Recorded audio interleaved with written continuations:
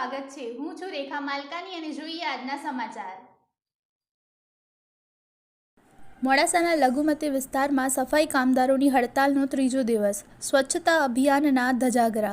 મોડાસામાં 2 દિવસ પૂર્વે મહિલા સફાઈ કામદાર ઉપર હુમલો કરાયાની ઘટના સામે આવી હતી।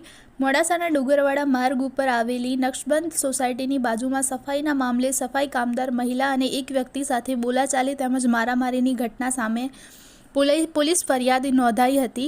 મહિલાને હાથે ફ્રેક્ચર થતાં સારવાર અર્થે સાર્વજનિક હોસ્પિટલમાં દાખલ કરાઈ હતી। આ અંગે મોડાસા ટાઉન પોલીસે આરોપીને ઝડપી લઈ કાયદેસરની કાર્યવાહી હાથ ધરી છે। જ્યારે હુમલાની ઘટનાને લઈ મોડાસાના લઘુમતી વિસ્તારમાં 3 દિવસથી સફાઈ કામદારો ન આવતા કચરાના ઢગ ખડકાઈ રહ્યા છે। ડોર ટુ ડોર ઘન કચરો ઉઠાવતા વાહનોનો પણ બંધ કરી દેવાયા છે।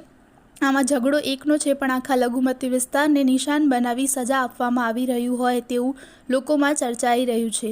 આ અંગે મોડાસા નગરપાલિકાના સત્તાધીશોએ આવી જટિલ સમસ્યાનો સત્વરે અંત લાવવો જોઈએ।